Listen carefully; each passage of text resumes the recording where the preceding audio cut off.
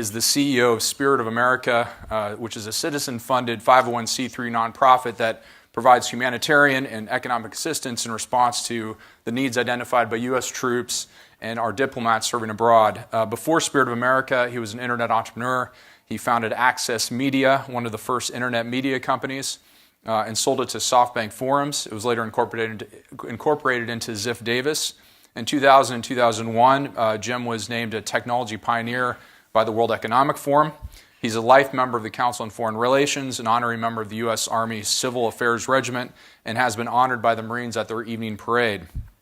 Jim is a contributing author to Warriors and Citizens, American Views of Our Military, and has lectured on entrepreneurship at Dartmouth's Tuck School of Business, SMU's Cox School of Business, and USC's Annenberg School of Communication. He received a BA from Dartmouth in economics and an MBA from Stanford's Graduate School of Business. Please join me in welcoming Jim Hake to the AI stage. Thank you. So I'm going to walk through a number of questions. We're going to cover a lot of territory, and then we'll also open it up to the audience for questions later on. Before I get to the Spirit of America, a quick question about before you started the Spirit of America, you were a tech entrepreneur. Did you think much at all about philanthropy, about charitable giving in the years you were building multiple companies? How did your thinking change, if at all, after you sold your business? Well, this is probably a terrible thing to say at an event on philanthropy, but I've never really thought much in terms of philanthropy, at least not in the sense of conventional sense of maybe giving money away. And what I've always thought about is opportunity and investment. And the opportunity with nonprofits and philanthropy is just a different kind of opportunity. It's an opportunity to make a difference, to have an impact, to solve some wicked problem. And so it's really about opportunity, in my view, not so much about philanthropy. And it's the opportunity with Spirit of America in those regards that has really driven me and motivated me, and the same thing with the rest of the Spirit of America team. So before getting to the founding of the Spirit of America, I want to briefly read the opening of a 2014 Daniel Henninger Wall Street Journal column. He puts it, in January 2012, Secretary of Defense Leon Panetta received a memorandum signed by 3 four-star generals: Jim Mattis, then head of U.S. Central Command, James Amos, Commandant of the Marine Corps, and Raymond Odierno, Army Chief of Staff. They were writing to support a new idea. In June, Admiral McRaven, head of U.S. Special Operations Command, added his support. All 4 men understood that the new idea was a small nonprofit organization called Spirit of America, whose total number of employees was 8 people. In August of that year, Mr. Panetta wrote back to the commanders, "I support your proposal." But it wasn't so new an idea in 2012, was it? Let's go back to the beginning. I know that 9/11 had a profound impact on you. How did the attacks that day lead to the founding of Spirit of America, and how did you come up with this idea? Well, I have always felt strongly about America and what we stand for. And, for as long as I can remember, I've gotten choked up at the national anthem. In fact, I usually get choked up talking about getting choked up about the national anthem, so forgive me. And it's the idea that we are part of something so much bigger and more important than just ourselves. And, the ideals and freedoms that America stands for are the world's best hope, and the best hope for my kids and everyone's kids. So after the attacks of 9/11, I really wanted to do something to help, and I wanted to do something to help America and the ideals that we in the West and our allies stand for prevail in the world. And so somewhere in here, a cold call to a sergeant at Fort Bragg came into play. How did that come about? Yeah, so I wanted to help, but I didn't have much of an idea of what to do that would actually be useful. And I'd been through enough success and failure as an entrepreneur to know that I wanted to not confuse motion with progress, that I wanted to do something that would have a real impact. And I viewed it as a missed opportunity when President Bush, after 9/11, didn't really call upon the American people to do anything. He basically said, go shopping. And, my view, again, about America is we have so much capability. Like with the American people and American entrepreneurship, almost anything is possible. So my central question was, well, how do we harness the resources and capability and goodwill of the American people to actually help after 9/11? But I didn't have any military or government background. I'd never worked in an NGO or a non-governmental organization or international aid and assistance. So it took a while to figure out what would actually be useful. And then one night in 2003, for those, I'll say our age, Toby, still remember the days before, when channel surfing was something that actually happened. And I stumbled upon this National Geographic show that told the story of the Sergeant First Class Jay Smith, a Special Forces sergeant, and his Special Forces team in a village called Orgun in Afghanistan. And it told the story of what they were doing with help from the American people to help the local population. It was all small-scale humanitarian assistance based on what the population actually needed. Sandals and blankets and clothing, sports equipment, even baseball equipment, believe it or not. And so that was, I saw this, and the whole idea that became Spirit of America really clicked in my mind. It was one of those, I'll say, true light bulb moments. And I thought, first of all, Sergeant Smith's initiative, that he was doing these things that needed to be done, but couldn't be done with government resources, either not at all or not quickly enough, that he took the initiative to still try to do it, reached out to his friends and family to back home, who then raised money, bought the things, and sent them over to Sergeant Smith. I thought, that is, soldiers like Sergeant Smith define the front lines of all these conflicts that we're in. They are the front line. And they're also the frontline ambassador of our country. They have more influence on how we're perceived around the world than our official ambassadors do. And I thought there have to be other men and women like Sergeant Smith who needed something to help the local population, couldn't get it done either at all or quickly enough through government channels. And I was sure that there would be other people in the States like me who would be happy to help if only they knew what was needed. And you could use the internet to connect the dots, connect the two. So that was the light bulb moment. So I tracked down Sergeant Smith through the producer of the National Geo show, and it took about 2 months to go see him at Fort Bragg. And it's actually almost exactly 15 years ago, June 1st of 2003, I met with Sergeant Smith to lay out the idea for Spirit of America. And he was the first active duty member of the military that I had ever met in my entire life. Not by design, just by how things unfolded. And so you meet with him, and did he just say, "Let's do this"? I mean, how did it even get going? Well, it was pretty interesting. I had no concept that Special Forces soldiers are not all warm and fuzzy and just welcoming of well-intentioned do-gooders in the world. And it was one of many bits of helpful naivete on my part. And so I laid out the idea, you or men or women like you need something to help the local population. Instead of contacting your families, you reach out to me, and I'll use the internet to get people to help. And he was super enthusiastic about this. And he kept saying, this is going to save lives.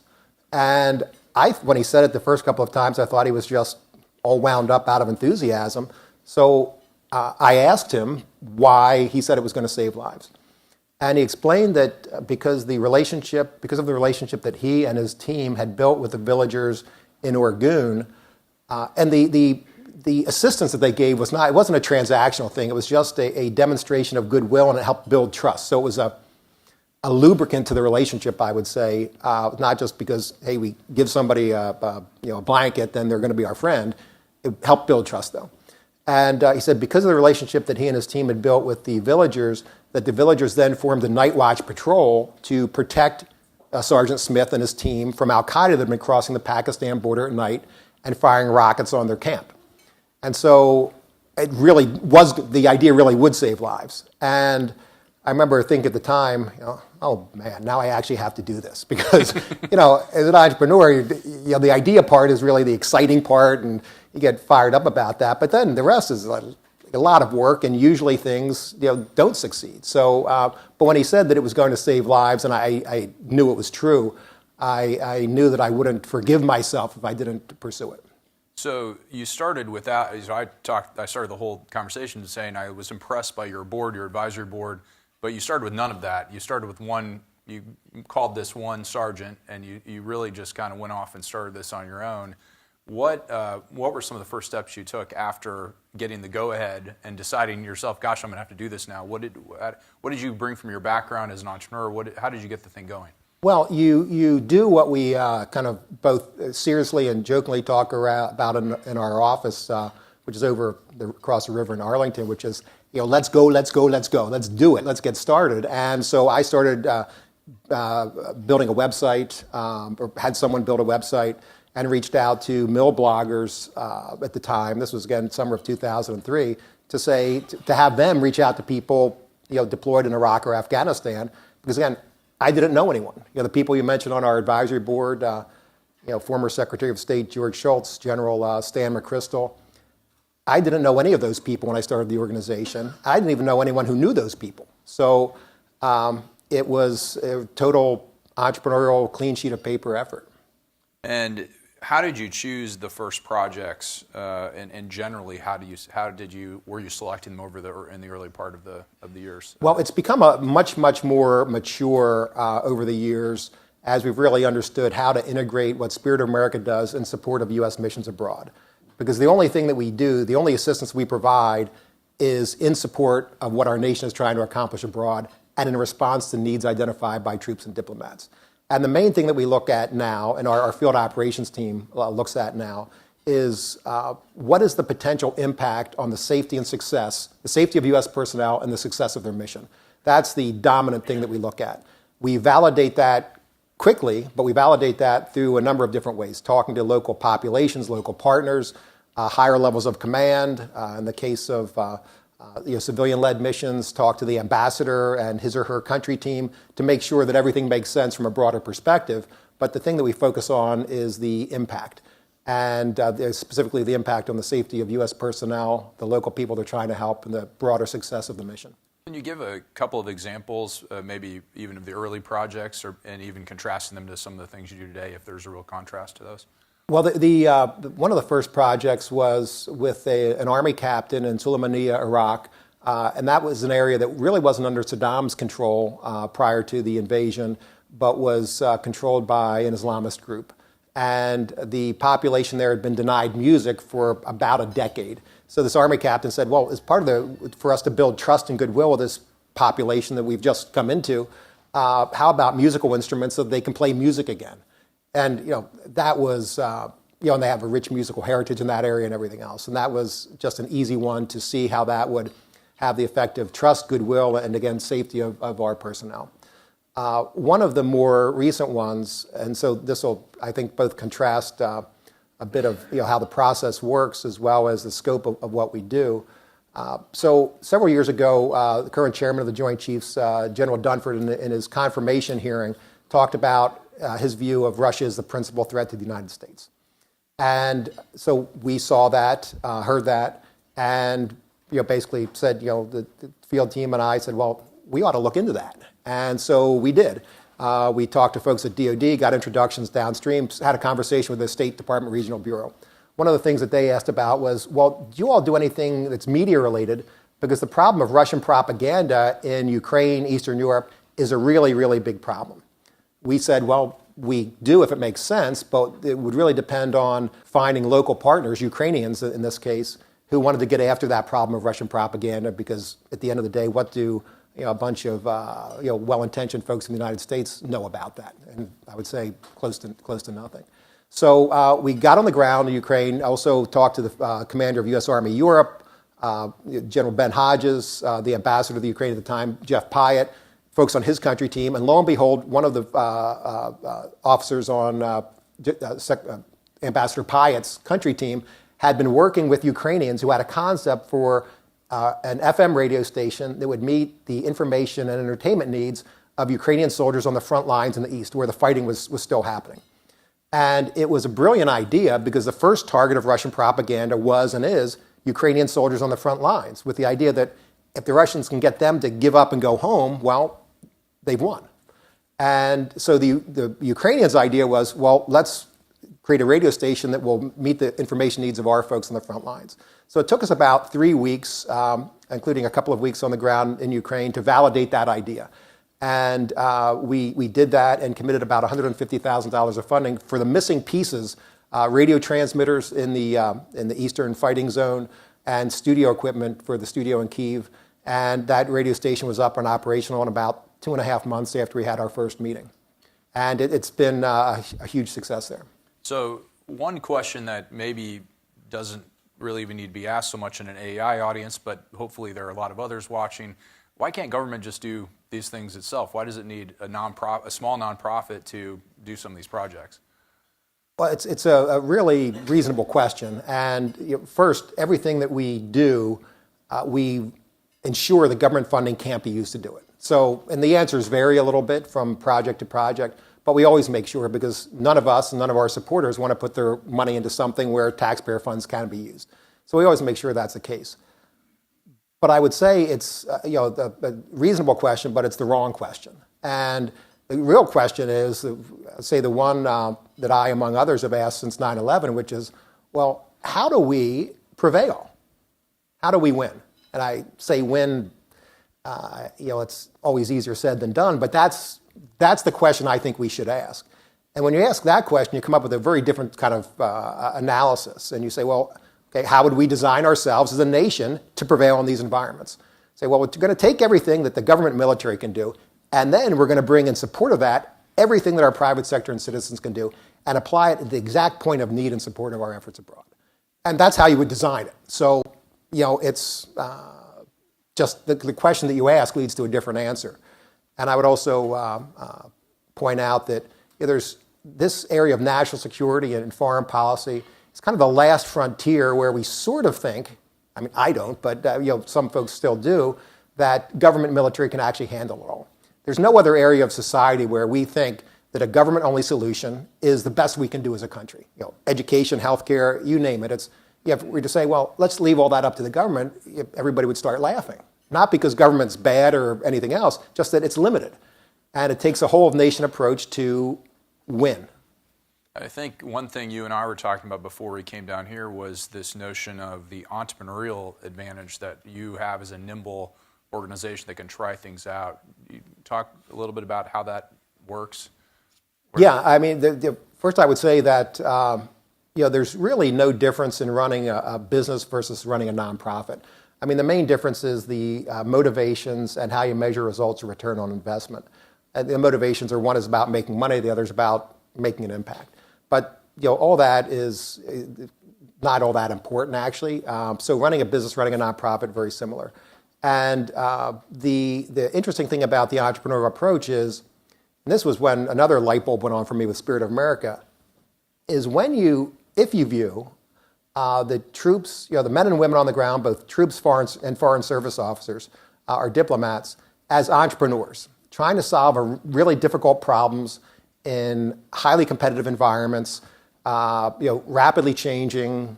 It's a lot like what an entrepreneur faces in this country.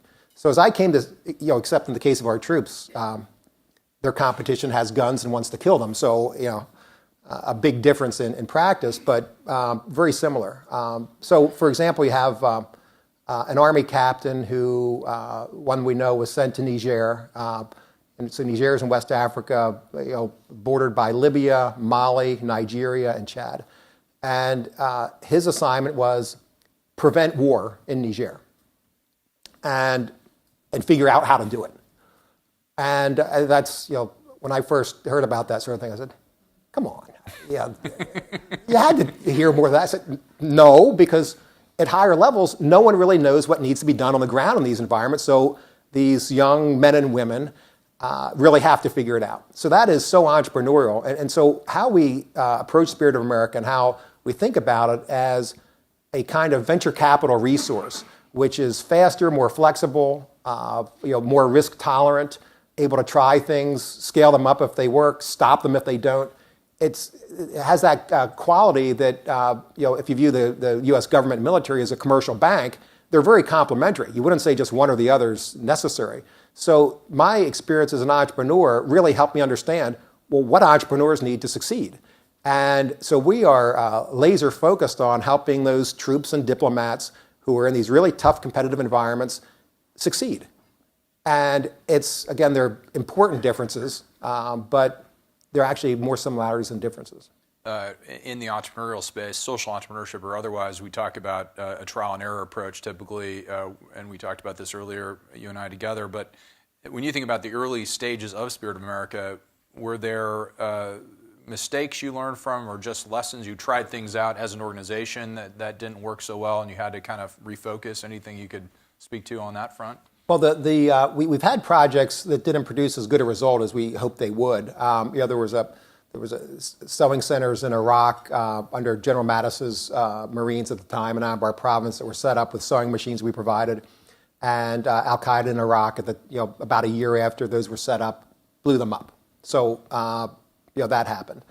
But for the most part, the only failures to meet needs on the ground or failures of projects have been some of the military legal issues that we've bumped into over time that have prevented commanders from using our assistance.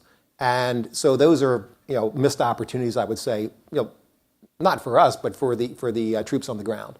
But the main thing that I learned, again through some amount of trial and error, I guess, on the entrepreneurial side was, well, no matter how good you think your bright idea is, you better validate that on the ground with the people who really know what they're doing. So, our field operations team is on the ground, working side by side, and within U.S. military teams in places like Syria and Iraq and the Philippines and Ukraine and any of the other world's tough places.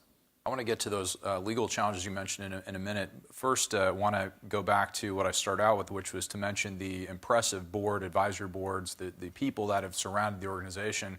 Many nonprofit leaders work their whole careers in an organization, try to build a board like the ones that you put together. How did you build that group around Spirit of America over time? Well, it's 15 years into it. It's become a little bit easier, so happily.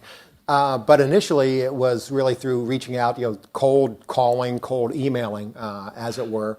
So I thought, when General McChrystal retired, that he would be a great person to have involved in the organization. So I reached out to him I found his email somehow, and we got together. Same thing with Secretary Schultz and many others.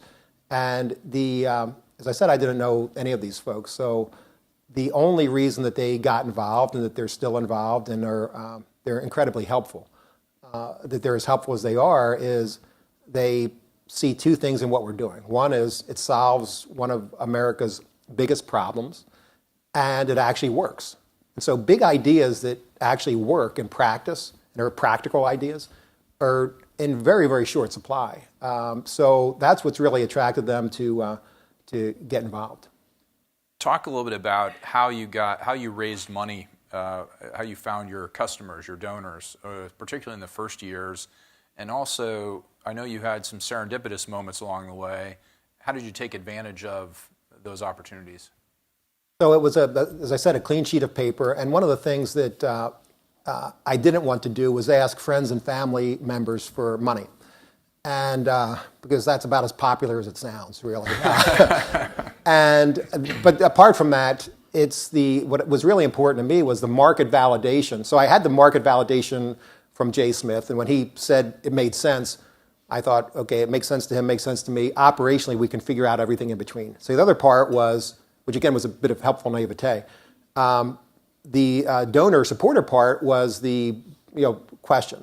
And so having citizens that I didn't know support our projects was a really important validation for the concept of the organization, which is to get our citizens connected and involved in these efforts in meaningful and tangible ways. So the biggest inflection point on that was in 2004. And we heard from, this was one of, again, General Mattis. So Mattis at the time was the commander of the 1st Marine Division in Anbar province in Iraq. So one of his Marines emailed me and said they had this idea for setting up 7 Iraqi-operated television stations in Anbar province to provide an alternative to Al Jazeera at the time.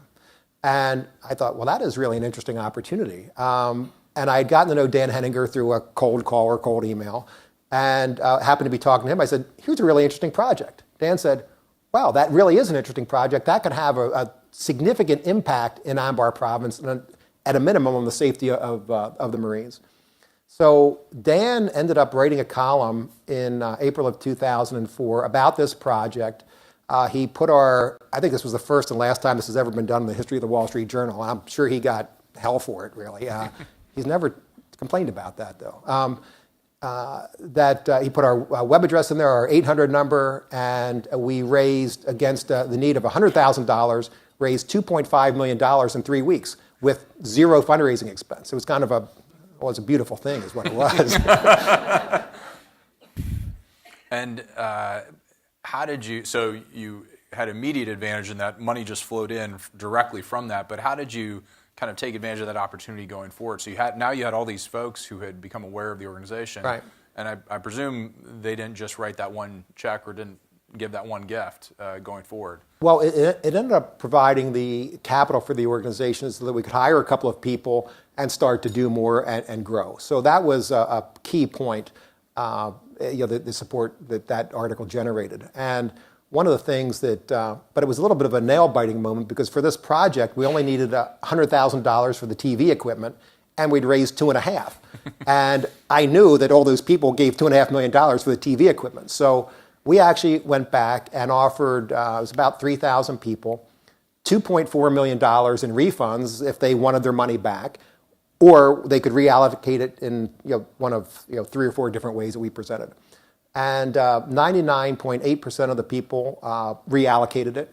There were, I think, 4 or 5 people who didn't, and a couple of them said, "Well, if you really needed it, I'd let you have it." But moreover, the trust that built, we did it at the time just because it was the right thing to do. The trust that built with our donor base, again, about 3,000 people, was extremely helpful moving forward.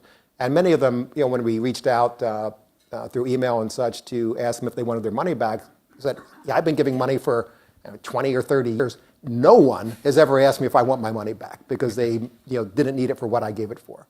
And we still do that today, by the way. You also have a unique model where you list the actual cost of each project on your website. Is that right? Am I remembering that right? Right. And why do you do that?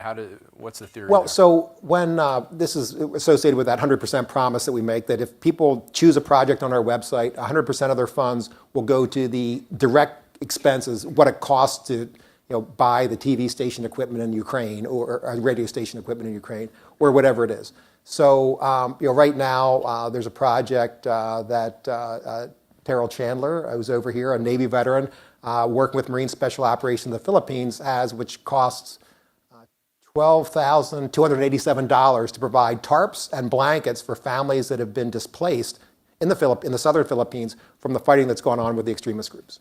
And $260 buys a tarp and blankets for about 10 families.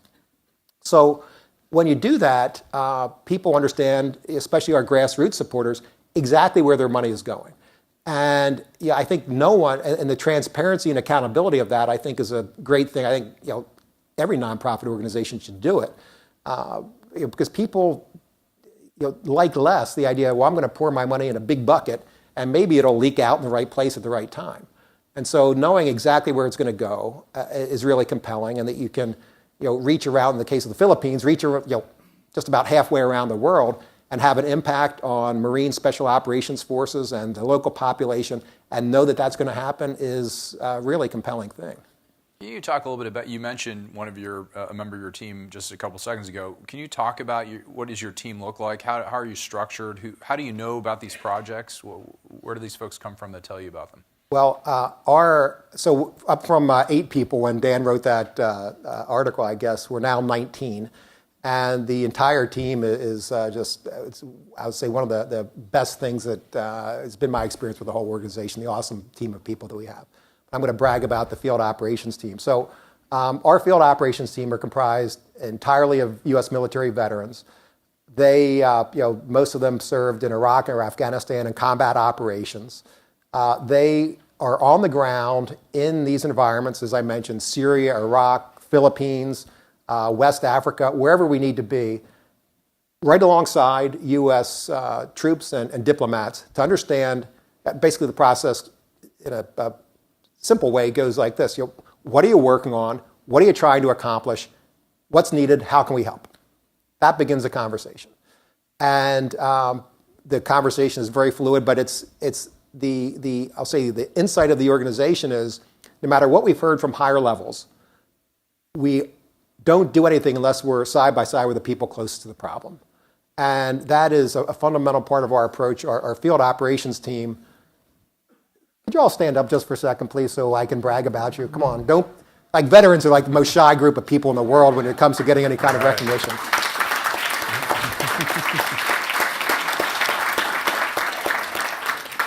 And I'm going to point out that a couple of them weren't standing, so we'll take that up later. But they have this. One of the great things about veterans on our team, the whole team feels this way, but veterans have this commitment to service. And you leave the military and trying to find ways to have that same kind of impact on what's good for the country, really hard to find, and it's a tough thing. So one of the motivating things for them is continuing their service at Spirit of America.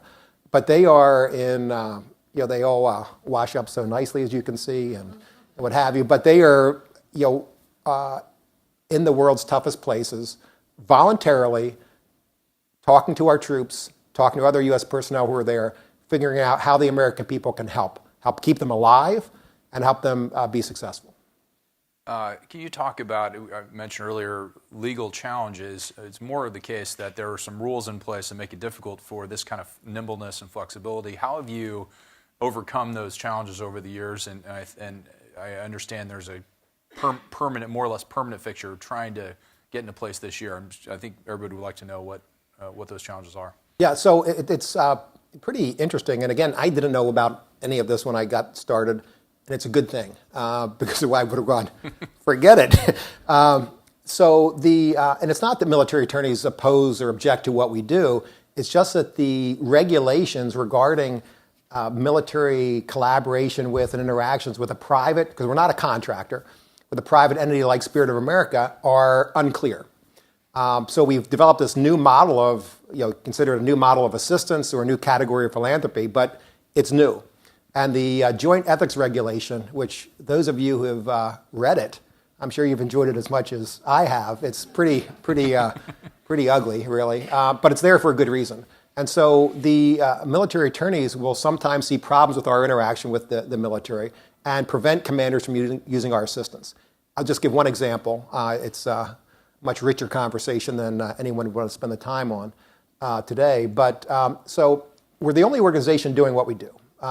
Things we do look like what a lot of other organizations do, but we're the only organization directly supporting U.S. efforts and missions abroad in this flexible, fast way.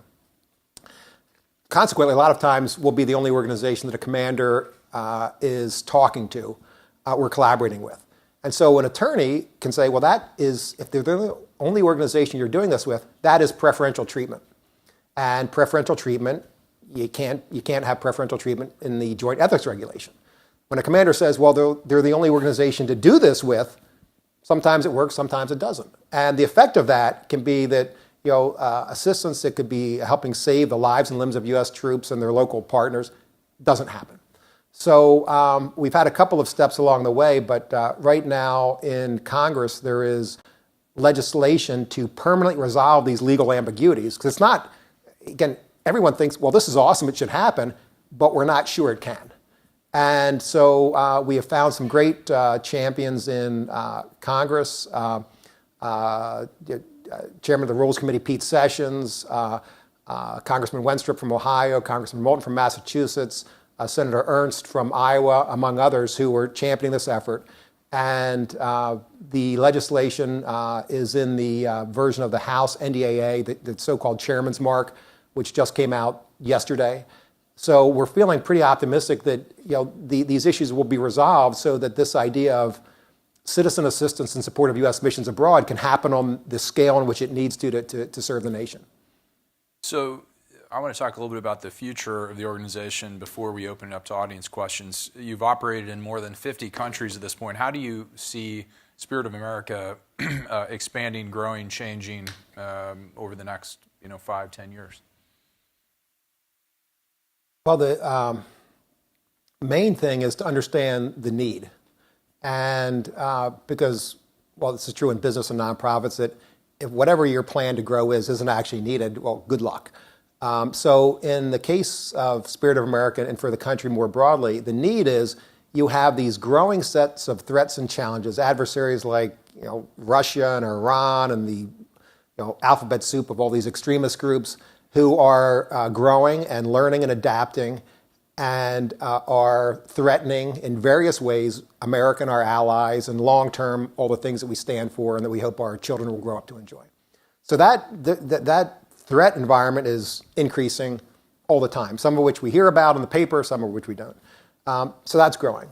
That's on the one hand. On the other hand, we have, I would say unbeknownst to me when I started the organization, come up with a way to actually meet some of the most pressing needs our nation faces abroad, and just a fundamentally better way for the nation to operate in these very difficult environments.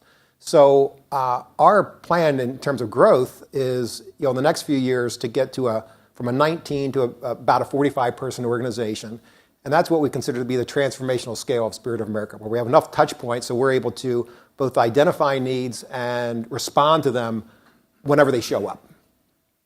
The other piece is that I would say the long-term payoff, this is probably a 10-year or better undertaking, is to get to the point where this is not a new model, it's not a new category of philanthropy, it's just the way America operates in the world, which is, okay, we have our people that are in the government and military in the lead, but our citizens, in ways that are useful and appropriate, are right behind them supporting what they're trying to accomplish. And when that's not a new model is when it'll be a very good day for the country. So to achieve those goals, what are some things that are top of mind in terms of needs for the organization right now? Let's set funding aside. Obviously, we all as nonprofits want to raise more funds, but in terms of team building, in terms of relationships, what else do you need right now to make those goals possible? Well, there are a couple of things. And one, just going back to what I learned as an entrepreneur in business, the people involved in something are the 100% most important thing.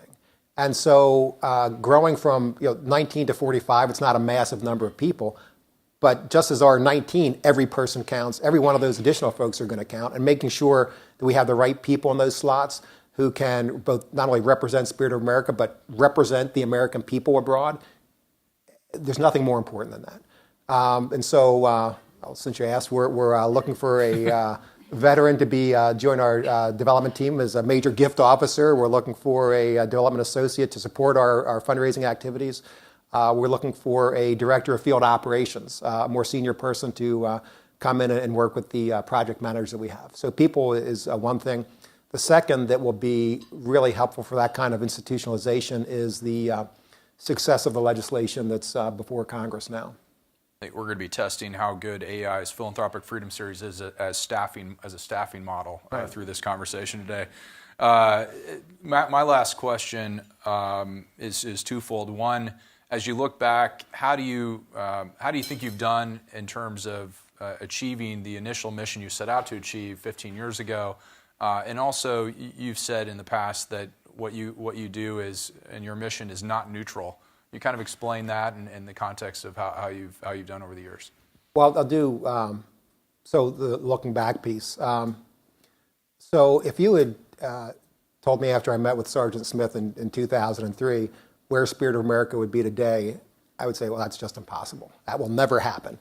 And the partnership we built with the military, the work that our field operations team does, the support that's been generated by so many Americans. Well, it's not impossible because it happened, but it's nearly impossible, I would say. So looking back at that, I'm very proud about it, very proud of the work that our team has done. But when you look ahead and say, well, the need that's out there and the potential impact of our organization, we've really just scratched the surface. And there's so much more to do that we're not letting any daisies grow under our feet. We're trying to get after that. The not neutral piece, I'll just mention really quickly, is all the things that we do at Spirit of America, as I said, laser focused around organized around the idea of how do we support the efforts of our country abroad, and in the specific ways that we've talked about. So in the world of international aid and assistance, the dominant idea is one of neutrality, and for really good reasons. It's largely to do with the safety of assistance personnel in these difficult environments. So we're not neutral because the only thing that we do is support U.S. missions abroad, collaborate with U.S. State Department and military personnel, support what they're trying to do. And so we are, in international assistance parlance, taking a side.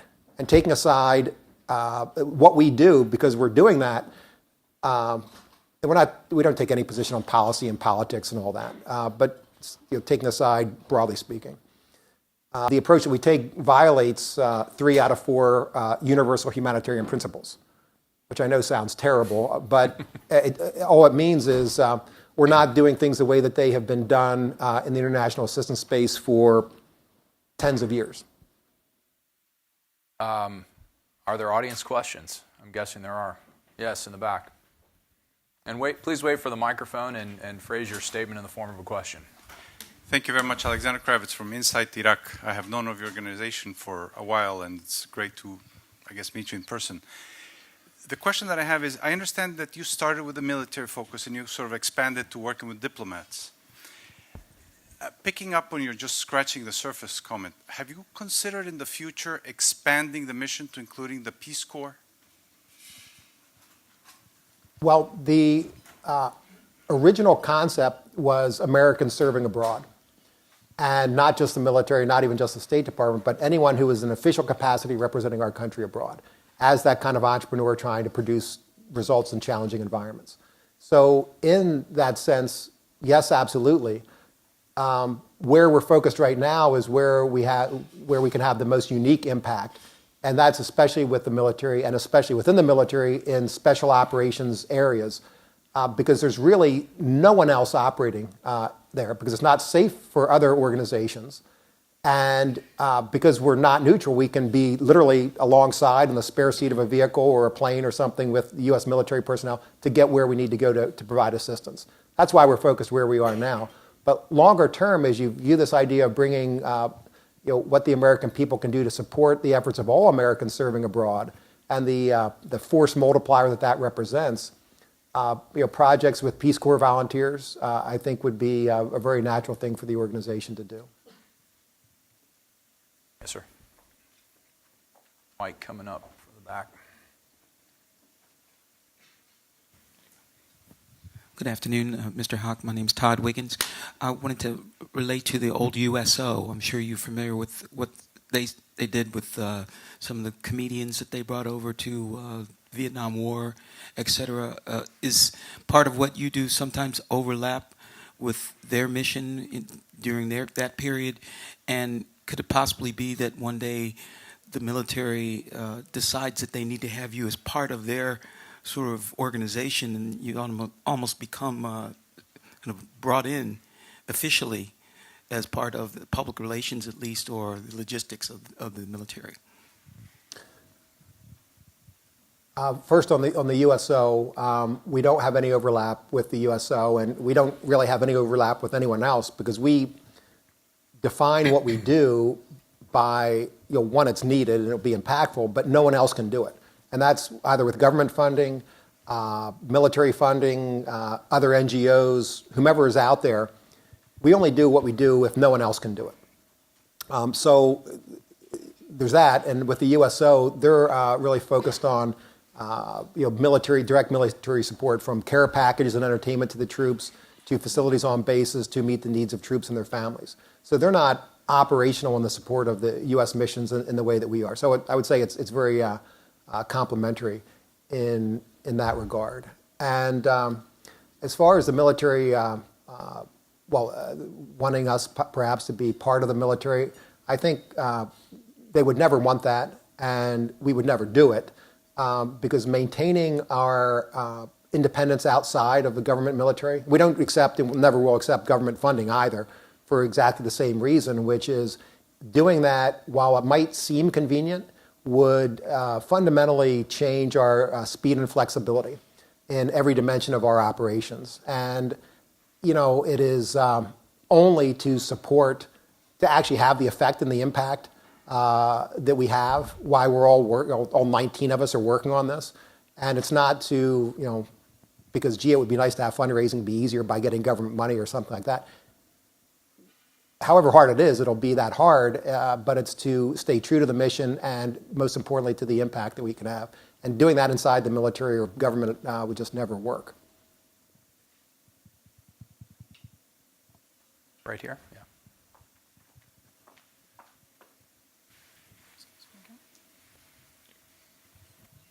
Thank you. My name is Lorelei Kelly. I'm at Georgetown.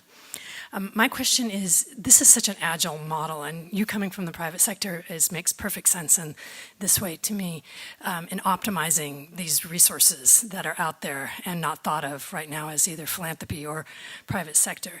My question to you is, do you see anybody coming to you and asking how to set this up like an equivalent in the NATO partnerships, in the NATO countries that we ally with?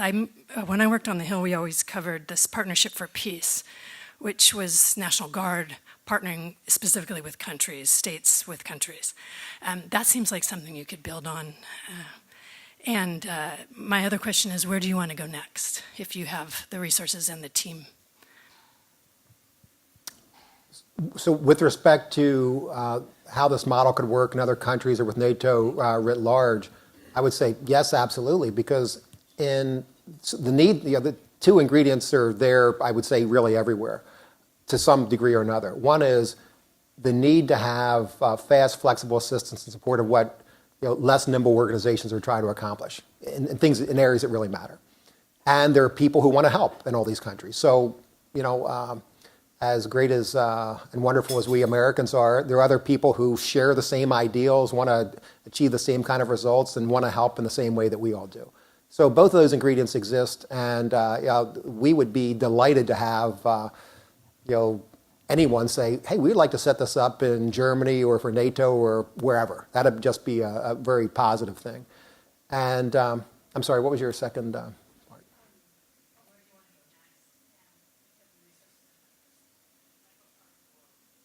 Well, what Lorelai's asking about is what part of the world, and I guess the best answer is I don't know. Wherever it's most needed and impactful, and the built into the fabric of the organization is if we know that one of our team or some of our team need to be in, I'm going to make this up, Peru next week, we're there. Now we're not doing anything in. Nicolette, are we doing anything in Peru right now? We are, okay. So, whoops. So you get the point there. So if we need to be somewhere, we'll be there really quickly. And it's based on what's needed, not because we want to be there.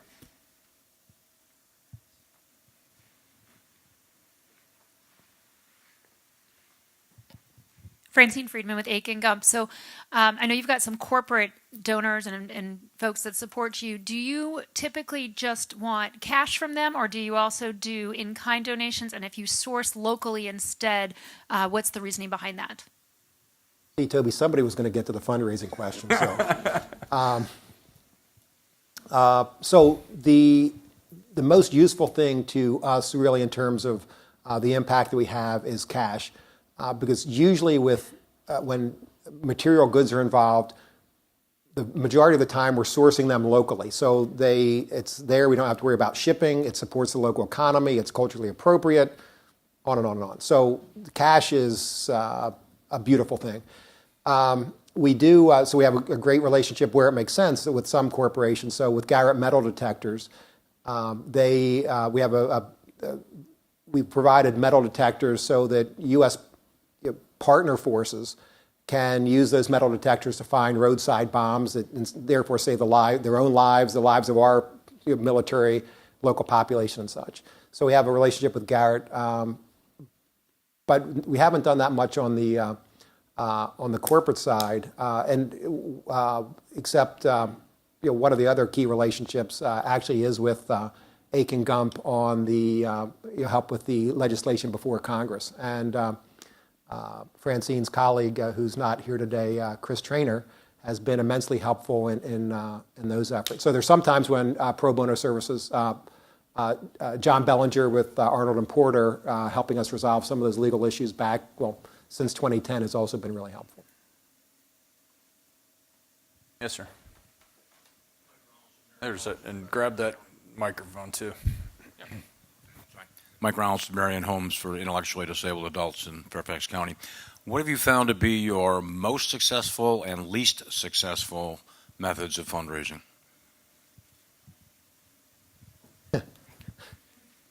I'm going to try to be funny there for a minute, so I won't. I wrestled a little bit in college, so that's, but I don't really use that much anymore. The biggest thing for us is once we're able to have someone understand what we do and the opportunity for them to have an impact, things go quite well. So it's that face-to-face piece of it, which can only really be done with major donors and major supporters. Having our field team, veterans who are directly involved with the projects, participate in those meetings and talk about what they're doing and why, both from what they see now on the ground for Spirit of America and how that fits with their own military service, really, really helpful. So, generally speaking, today being a notable exception, the less talking I do, the better. The more talking that our field team and veterans do, way better. That's one thing. And the other is just being clear with people where their money is going to be used and why. And that's that direct giving piece, having projects that cost, there's a project in Niger for vocational training equipment right now that's $9,259, and that's really what it costs. There's a $909 welding machine that's needed for this vocational school. That the people can see that as tangibly and know that that's where their money is going to go is really helpful. Least successful is, I think, waiting for the phone to ring. Most successful might be having Daniel Henninger write a column about you. Yes, yes. Dan is in the Spirit of America Hall of Fame.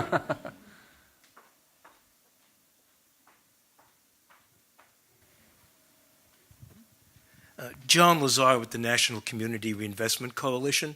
I was just wondering, Jim, do you participate in or have you thought about participating in the combined federal campaign as part of your fundraising strategy, which seemed like a natural fit for you? Well, we actually are part of the CFC, and I can remember how much the welding machine is in Niger, but I don't remember our CFC number, but it's on our website. We do participate. We, I'm sure, have not done all that we can do there, but we have been part of the CFC for, I think, 4 years now, something along those lines. I think, let me take moderator's prerogative and ask maybe the last question, which is, you started the organization, you got it going, you stepped back just onto the board, I believe, for a while, and then you came back full-time a few years ago. How did that decision come about, particularly to come back full-time, and how do you think about succession in the future, down the road? Well, so I ran the organization for the first couple of years and then stayed on the board but went off to do some other private sector things. And in 2009, then General Dunford, who I'd first met when he was Colonel Dunford and General Mattis's Chief of Staff of the 1st Marine Division, kind of called me out of the blue and said he would like to invite me to be the guest of honor at the Marines Evening Parade. Now, at the time, I'd never heard of it, and so I said, well, thank you, sir. I'll work on my wave, which I thought it was a parade that went down the street, which was among the most asinine things I probably ever said. But I didn't know better, and fortunately, he didn't hang up the phone. And so my family and I went to the evening parade, and it was such a moving experience. I mean, I'm sure some of you, like me back at the time, don't know what that is, and it's down at the Marine Barracks at 8th and I, and it's 5,000 people in attendance, and the Marine Corps band performs, a silent drill team, and there I was with General Dunford, reviewing this whole thing, and it was just an experience of a lifetime. So just one funny thing is afterward, and we were chatting and having beers back at his house with his family and mine and other friends. And he explained that, the way it works for the Marines to pick the guest of honor at the evening parade is the ability to do that circulates among various Marine 3- and 4-star generals. But when it's your turn to pick, they give you a list of people to pick from. It's Senator so-and-so and Congressman such and such. When I'm listening, he said, and Jim, your name was not on the list. And I was not surprised by that, nor offended, of course. And so at the time, again, it was such a incredible experience. I thought, well, if what Spirit of America has done means that much to the Marines that they would do this, then I owe it to them to come back and make the most of the idea, especially as they're increasing their deployments to Afghanistan, and our decentralized model of assistance being really impactful in a place like Afghanistan. So that was Memorial Day weekend of 2009, and by July 1st I was back on the case, as they say. Please join me in thanking Jim Hake. Thank you.